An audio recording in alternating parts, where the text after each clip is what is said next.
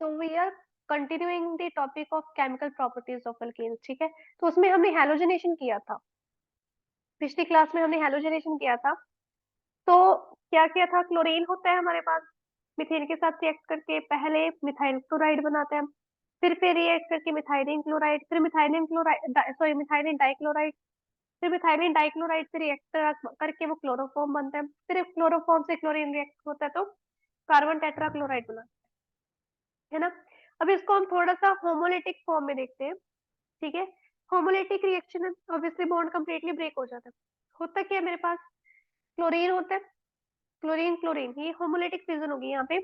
इसका अगर मैं टेम्परेचर रखूंगी 523 टू 773 केल्विन, तो क्या होगा, ये इधर चला जाएगा, ये अपना इलेक्ट्रॉन लेके इधर चला जाएगा, होमोलिटिक फिजन होगी। किया था ना ये रिएक्शन इंटरमीडिएट्स की तरह बिहेव करता है ये क्लोरीन, किसमें, जब हम हैलोजनेशन करते हैं एल्केन्स की, ठीक है। तो इसको ना हम, इस स्टेप को कहते हैं चेन इनिशिएटिंग स्टेप, क्योंकि जब ये चीज होती है ना, उसी के कारण मीथेन के साथ ये रिएक्ट कर करके इस तरह से डेरिवेटिव्स निकालता रहता है।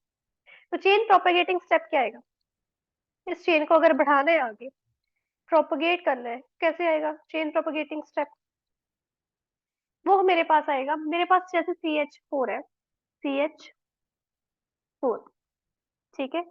जो मेरे पास एक फ्री रेडिकल बचा था क्लोरीन का, वो मैंने ले लिया, ठीक है। तो ये वाला जो है इधर बॉन्ड बना लेगा, ये कह देगा कि मुझे नहीं चाहिए, तुम रखो अपने पास इलेक्ट्रॉन। ये वाला जो फ्री रेडिकल है, ये कहता है कि मुझे इस हाइड्रोजन के साथ बॉन्ड चाहिए क्योंकि ये अलग निकल रहा है, तो क्या बनेगा, H, C, H और H। और यहाँ पर क्या आएगा, एक इलेक्ट्रॉन रह गया, एक इलेक्ट्रॉन रह गया ना, ये अपना इलेक्ट्रॉन छोड़ के इधर चला गया, bond pair is converted to lone pair, और ये जो H था इस Cl के साथ रिएक्ट करके इधर चला जाएगा, ये प्रोपगेशन स्टेप हो गया। अब ये जो मिथाइल का फ्री रेडिकल आया, पहले क्लोरीन फ्री रेडिकल था ना, जो ये मिथाइल का फ्री रेडिकल बना, मिथाइल का ये फ्री रेडिकल अब फिर से क्लोरीन के फ्री रेडिकल के साथ रिएक्ट करेगा, कैसे करेगा, बेसिकली Cl2 के साथ रिएक्ट करेगा। Cl2 के साथ जब रिएक्ट करेगा तो होमोलिटिक फिजन होगी, होमोलिटिक फिजन जब हुई तो एक क्लोरीन तो इसने ले लिया, HCCl, यहाँ पर भी H, यहाँ पर भी H, ठीक है। और Cl का ये इधर आ गया, भी अगेन अगले स्टेप में काम आएगा, अगले स्टेप में काम आएगा तो क्या बनाएगा, डाइक्लोरोमीथेन, सेम स्टेप होंगे। इसलिए मैंने कहा था पिछली क्लास में, कुछ नहीं है इसमें, ऑर्गेनिक केमिस्ट्री का चैप्टर समझ में आ गया ना, रिएक्शन इंटरमीडिएट समझ में आ गया, ये कुछ भी नहीं है, ठीक है। डाइक्लोरो से ट्राई बना देगा इस तरह से, रेडिकल शो करके दिखा दोगे आप, उस तरह से टेट्रा बना देगा, ठीक है, टेट्राक्लोरोमीथेन। अब चेन टर्मिनेटिंग स्टेप क्या होगा, चेन, अब ये थोड़ी ना कि आगे टेट्रा के बाद भी आगे हो जाएगा, नहीं, टेट्रा के बाद तो ये पॉसिबल ही नहीं है, तो वहां पे चेन हमारी टर्मिनेट, यानी कि बंद होना, रुकना शुरू हो जाएगी। तो कैसे होगी, जो जो फ्री रेडिकल्स बचे थे, जो जो फ्री रेडिकल्स, जैसे इसमें से फ्री रेडिकल एक बच गया, इसका फिर आगे फ्री रेडिकल बच गया, वो Cl2 बनना शुरू हो जाएंगे। जो बचे हुए मेरे पास मिथाइल के फ्री रेडिकल थे, मान लो कोई मिथाइल का फ्री रेडिकल बच गया, वो आगे जाके CH3 बन जाएंगे, यानी कि अल्केन बन जाएंगे। और जो मेरे पास इसके बच गए थे, एक मिथाइल का, और मतलब कि इनके बाद भी अगर मेरे पास एक मिथाइल का और एक क्लोरीन का बच गया, तो वो CH3Cl बन जाएगा, वो हेलोजनेशन कर देगा, ठीक है। तो चेन टर्मिनेटिंग स्टेप है। अब इसके साथ आगे फिर वही होगा, इसके साथ अगर मैं Cl ऐड कर दूं, फ्री रेडिकल क्या बन जाएगा, CH2Cl, लेकिन इसके पास एक फ्री रेडिकल है, इसके पास एक फ्री रेडिकल है, माइनस HCl यहाँ पर आना था, यहाँ पे माइनस कर, इसको मैंने आगे सीधा लिख रही हूँ, ठीक है। जो फ्री रेडिकल वाले में एक और क्लोरीन ऐड कर दो, जो यहाँ पे बन रहा है, क्या बनेगा, CH2Cl2, अब जाके प्रॉपर CH2Cl2 बनेगा, और उसका क्लोरीन का एक रह जाएगा free radical, obviously homolytic fission होगी। तो होता ये दो स्टेप में है, अगर हम इसको इन डेप्थ देखें ना, तो ये सारी प्रोसेस हमारे पास 2 स्टेप में है, लेकिन हम इसको जब रिएक्शन में शो करते हैं 1 स्टेप में शो कर देते हैं कि हाँ जी ये चीज होगी। ठीक है, तो ये उसको यू कैन से हमने रिएक्शन को जूम करके देख लिया, एक तरह से आप ऐसे कह सकते हो। क्लियर हो गया कि नहीं हुआ? यस मैम, हो गया। ठीक है, फिर आगे मैं नाइट्रेशन करवाती हूँ। नाइट्रेशन में क्या है, वही अल्केन्स अब रिश्ता जोड़ेंगे नाइट्रो ग्रुप के साथ। हेलोजेंस के साथ जोड़ा था, तो हेलोजनेशन हमारी काफी लंबी चली। ठीक है, ऑब्वियसली हेलोजेंस है भी हमारे पास 4, एक तो है नहीं। फ्लोरीनेशन के साथ अल्केन करते नहीं, लेकिन हाँ अल्काइल हलाइड फ्लोरीन के साथ कर देते हैं, तो वो तो इसमें काउंट होता नहीं है। ठीक है, वो नहीं हम इसमें काउंट करेंगे। हमें अल्केन्स की प्रॉपर्टीज चाहिए, उसकी प्रिपरेशन नहीं चाहिए with the help of chlorine. Nitration देखते हैं। नाइट्रेशन यानी कि नाइट्रो ग्रुप लगेगा, जिसमें जो है रिप्लेस होगा हाइड्रोजन एटम ऑफ अल्केन, किसके साथ, with NO2 group. Substitution reaction चल रही थी, याद है कि नहीं? सब्स्टिट्यूशन रिएक्शन चल रही थी, है ना? तो इसमें ये चीज आ गई। अब नाइट्रो ग्रुप आ गया, तो अगर रूम टेम्परेचर में रखूं मैं अल्केन्स, तो निट्रिक एसिड के साथ रिएक्ट ही नहीं करते। निट्रिक एसिड क्या है, इसके साथ रिश्ता नहीं जोड़ना उसने, इनर्ट है इसके खिलाफ। तो मुझे नाइट्रेशन करनी पड़ेगी हायर अल्केन्स की। नॉर्मल अल्केन्स तो रूम टेम्परेचर पे करते नहीं है। हायर अल्केन लूंगी, पहले लूंगी हायर अल्केन। ठीक है, फिर इसको करूंगी मैं बॉईल। बॉईल करते ही, जैसे मेरे पास है C6H14, बॉईल करते ही इसके अंदर मैं HNO3 डालूंगी। बॉईल करके इसके अंदर मैं निट्रिक एसिड डालूंगी, तब जाके ये समझौता करेगा। तो क्या करेगा, C6H13NO2 बनाए प्लस H2O बाहर। ये मेरे पास क्या आएगा, नाइट्रो अल्केन।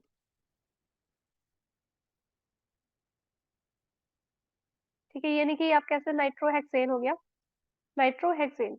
हायर अल्केन्स के साथ है, लोअर अल्केन भी हो जाते हैं, बट उसका वेपर फेस लेते हैं। इसको जैसे बॉईल कर दिया, लोअर अल्केन को, लोअर अल्केन के हम वेपर्स लेते हैं, वेपर्स लेते हैं।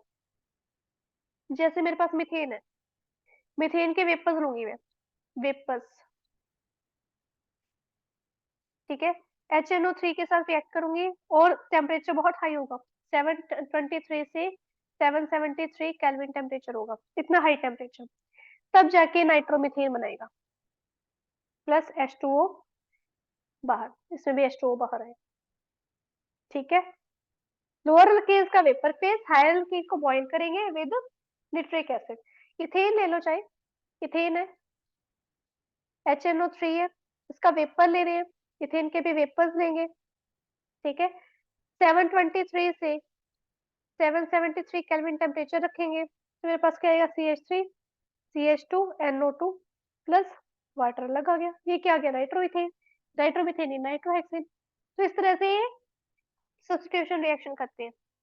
ठीक है, जो वेपर फेज नाइट्रेशन होती है ना, इसमें चांसेस होते हैं, चांसेस होते हैं कि कार्बन कार्बन बॉन्ड के ब्रेक हो जाएगा, क्योंकि टेम्परेचर बहुत हाई होता है, और ऊपर से हम नाइट्रेशन वाले कर रहे हैं, नाइट्रेटेड प्रोडक्ट ले रहे हैं।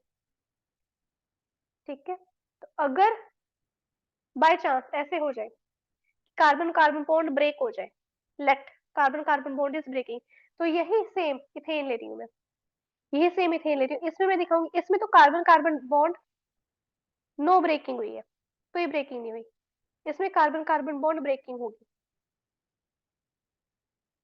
जब ये होगा, मैंने इसके वेपर ले लिए CH3 के। ठीक है, इसके अंदर HNO3 डाला, वही हाई टेम्परेचर लिया, 723 से 773 kelvin temperature. Carbon carbon bond का ब्रेकिंग का क्या मतलब है, कि मेरे पास एक तो बन जाएगा नाइट्रोइथेन, नाइट्रोइथेन बन जाएगा CH3 CH2 NO2। एक मेरे पास नाइट्रोमिथेन भी बन के निकल आएगा, ये भी बन के निकल आएगा।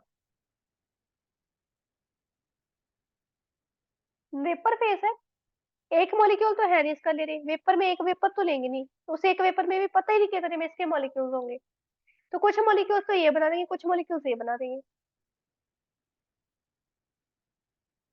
समझ में आ रही है बात? ये चीज होगी फिर। तो सिमिलरली प्रोपेन का देख लो। प्रोपेन में अगर नाइट्रेशन करें वेपर फेज की, तो ऐसे ही होगा, उसमें 3 मेरे पास आ जाएंगे प्रोपेन में। यहाँ पे करके दिखाती हूँ मैं। अगर बॉन्ड ब्रेकिंग हो तो क्या हो सकता है।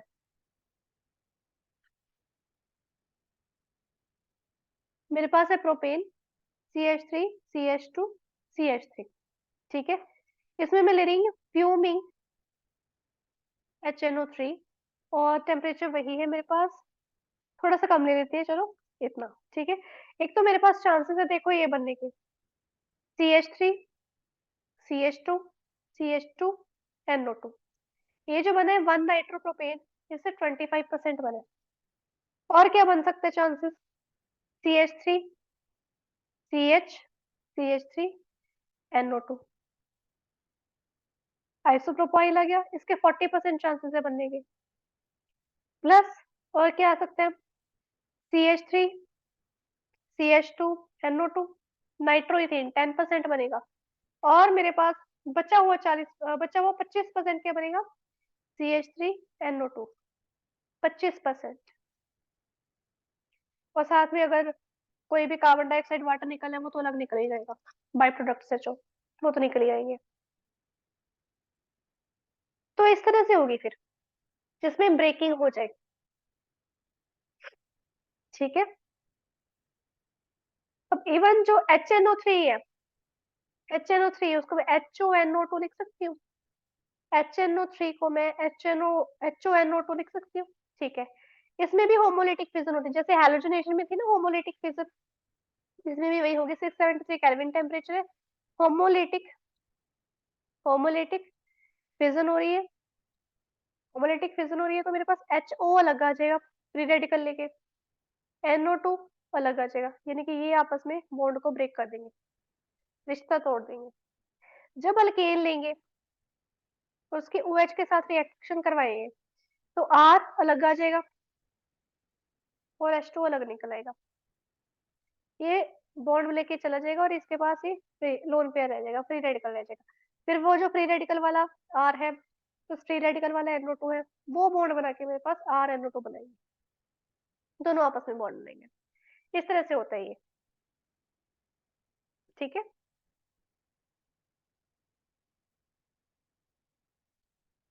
क्लियर हुआ? Yes ma'am. अब नेक्स्ट करते हैं सल्फोनेशन। सब्स्टिट्यूशन रिएक्शन में आएगा मेरे पास सल्फोनेशन। सल्फोनेशन में क्या होगा, रिप्लेसमेंट होगी, replacement of hydrogen atom of alkane with SO3H group. ये थोड़ा सा कॉम्प्लेक्स होता है। जो अल्केन्स सल्फोनेशन में करते हैं वो उसके अंदर हमें चाहिए फ्यूमिंग सल्फ्यूरिक एसिड, बहुत हाई टेम्परेचर,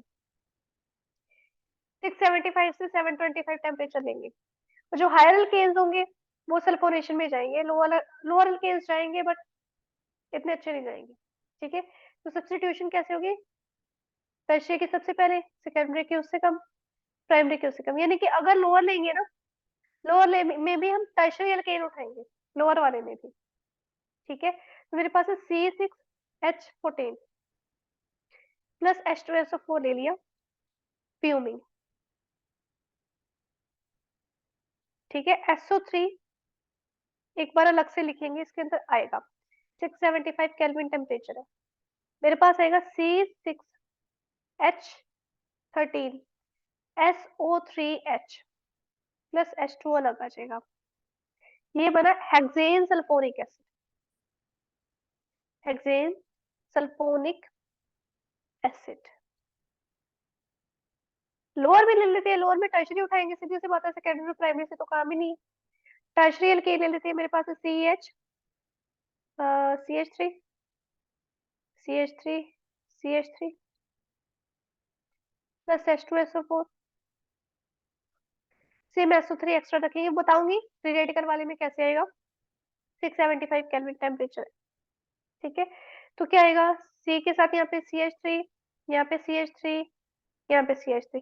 तो जैसे इसका एक हाइड्रोजन 14 से 13 आ गया, रिप्लेस हो गया, इधर चला गया, इस तरह से इसका भी एक हाइड्रोजन रिप्लेस, इधर वाला ये वाला हाइड्रोजन रिप्लेस हो जाएगा, क्या आ जाएगा, SO3H, H2SO4 से आएगा H2CH, नीचे क्या बचेगा, H2, के 2 मिथाइल प्रोपेन 2 सल्फोनिक एसिड लिख देती हूँ।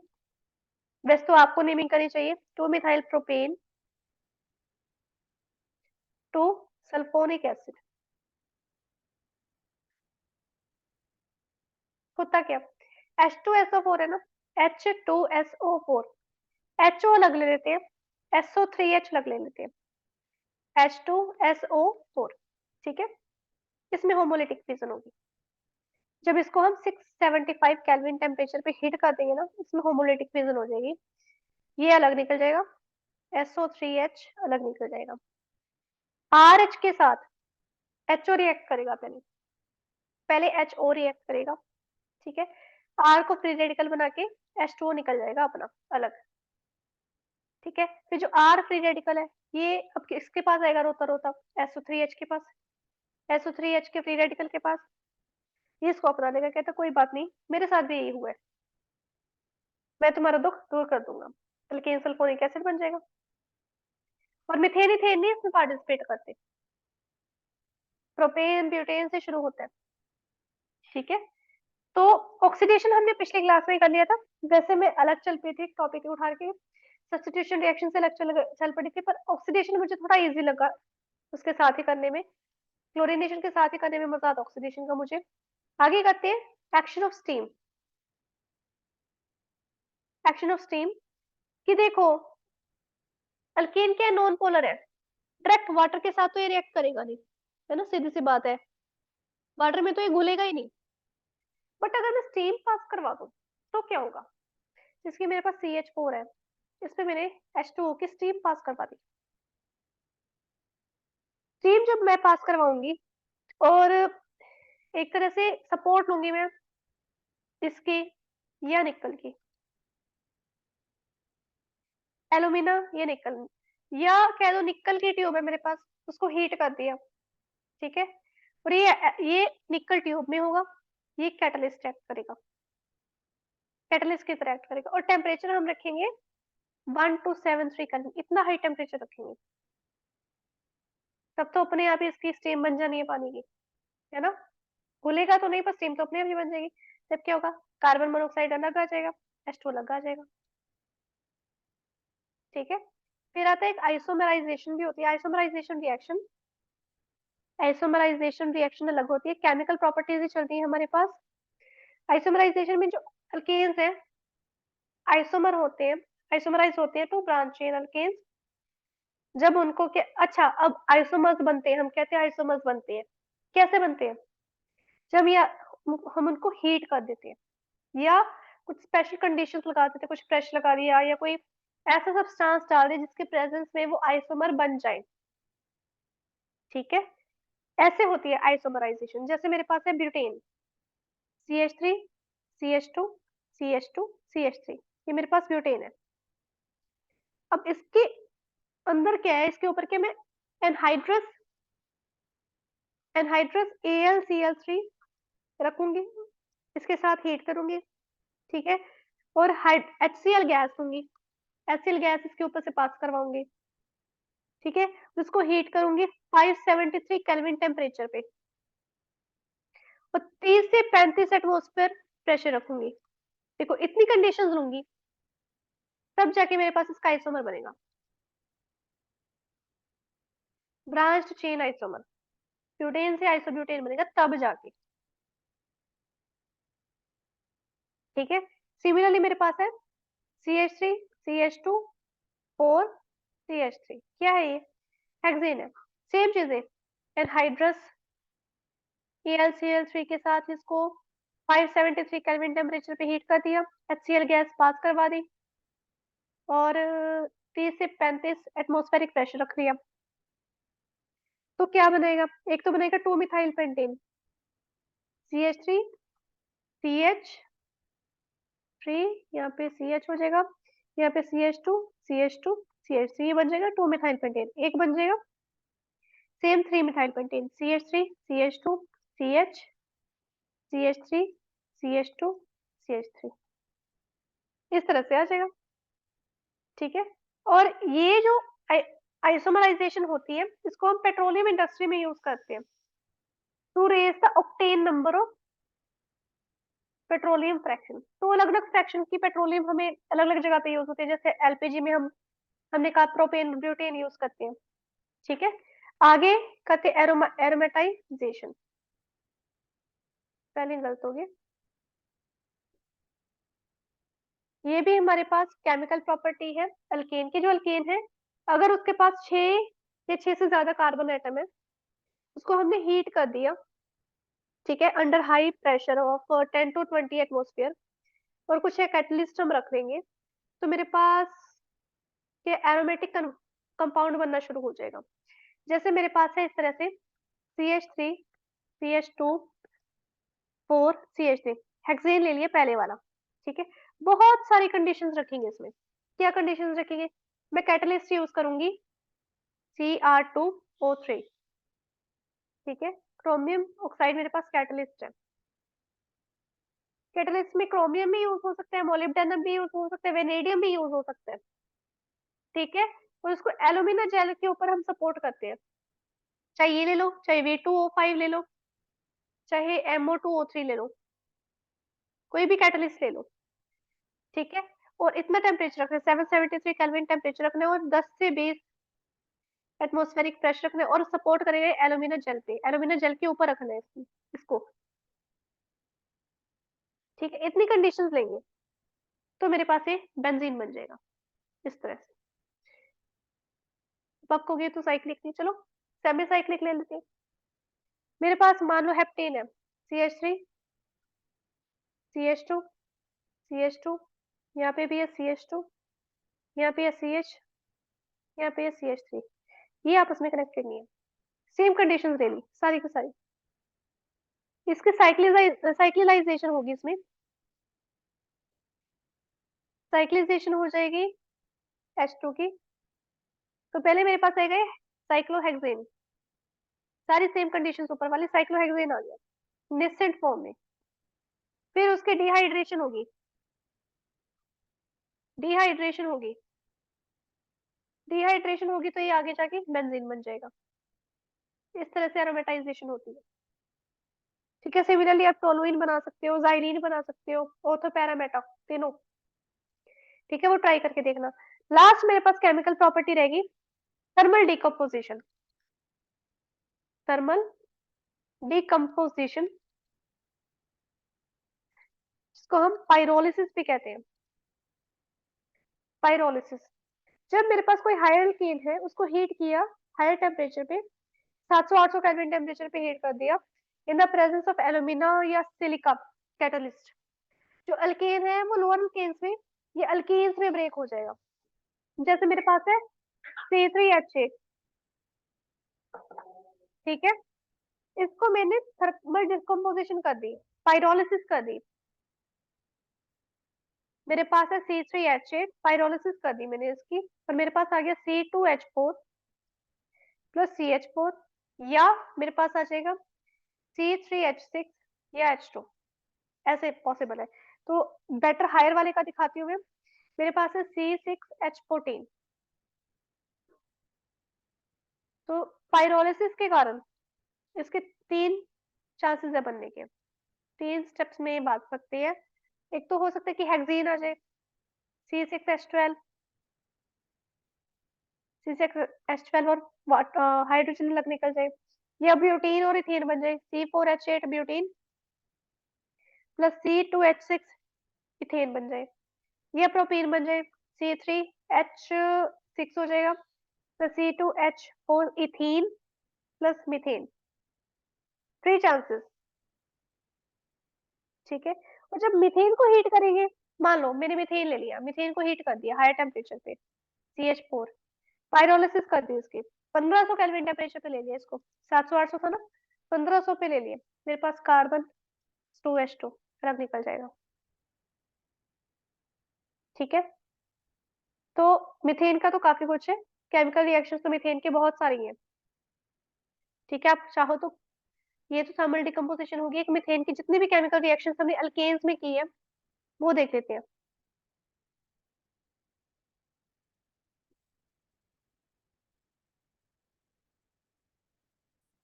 देखिए, सबसे पहले Cl2 डालोगे, क्या होगा?